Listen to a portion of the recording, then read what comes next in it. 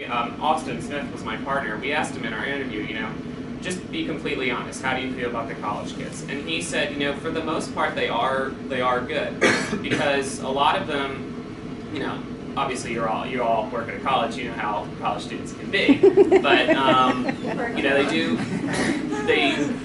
values that generation, the baby boomers and a little bit after that, they were instilled in their childhood.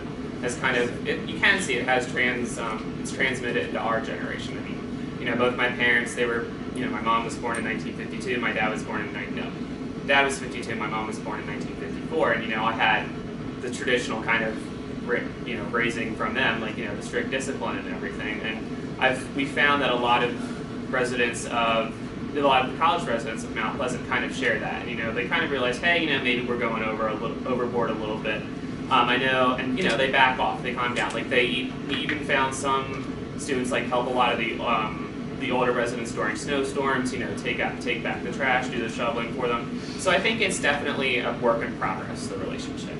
Thank you. That's encouraging. And I was wondering also if there are any green college students who are living back there, and wondering if they ever made efforts, and obviously they do, to connect with the people. And I thought, gee, wouldn't it be nice if they had one of those nice baseball games out in the field, or had a picnic, something to bring them together.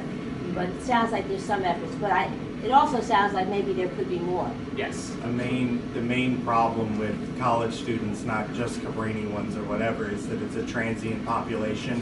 Is that they're renting for a semester or two at a time. You go out every 3-4 months. People come in, people go out. And so there's really no chance for the college students to build the community that people that have lived there for 45, 50 years can build with each other. Sure. So it's difficult. Well, I was thinking, I guess, in terms of students who might live there for a year, maybe 2 years. Mm-hmm. I understand what you said. Thank you. Dr. O'Connor? Yeah, I had a question similar to Dr. Ingrich, but I want to kind of turn it back on you. Wonder how it's changed you anyway. There may be a distinction between learning something and feeling something. And I was wondering if any of you would like to address that in terms of what you learned new or what you felt more through your experiences. Yeah. I guess I'll go again.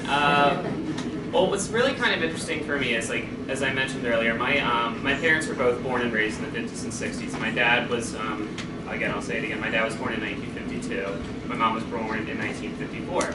My dad was born and raised in Havertown, in the Haverford Township community. My mom actually was not born in Havertown. She moved from Southwest Philadelphia with her family when she was about in 3rd grade, so I think that would probably be late 50s, early 60s. And, they were both present for a lot of the civil rights movement and everything going on. Not purposely, but it's just it's never something we've talked about with my brother and I with them. Again, not on purpose, but it's never come up. And to kind of get eyewitness accounts from these people has been really kind of cool, because, this may sound a bit naive, but I always kind of thought, the civil rights movement, that was something that really kind of happened in the South, and that was all big down there. But then you realize, oh no, it was big up here. We had Mazie V. Hall, I guess you could call it the local civil rights activists of this area, and it's kind of really given me more insight. It's been pretty cool to have that. It brought back so many memories for me. I grew up in a small town, and it was the street that I lived on was multi-ethnic.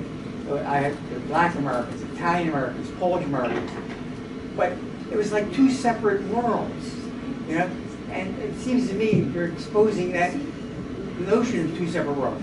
I would walk to the movies on Saturday afternoon with my African American schoolmate, and when we bought our tickets, they would go automatically to a part of the theater that was set aside on the left-hand side of the movie. We would sit anywhere we want. Nobody ever questioned that. I could never understand why they cheered for Jackie Robinson until I went to see Jackie Robinson play.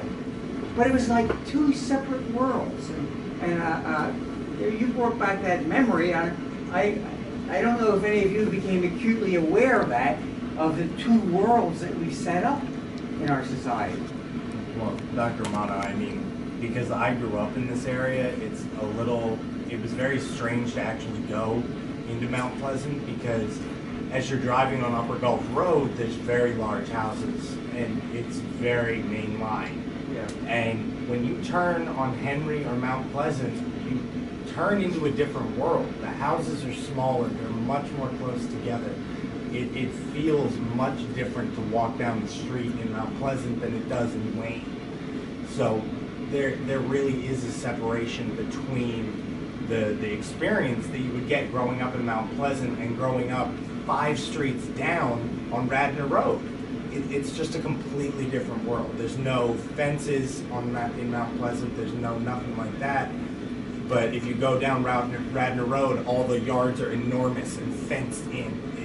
It's completely insane. I'd like to just introduce Barbara Bird. She's our co-facilitator from the community. And, these are her grandchildren that she babysits, and No idea.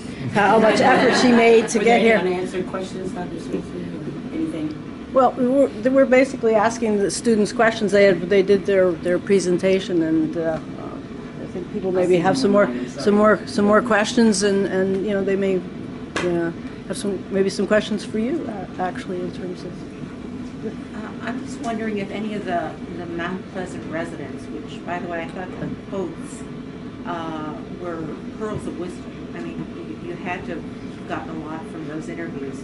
I got a lot just from listening to them. But I'm just wondering, the college has been here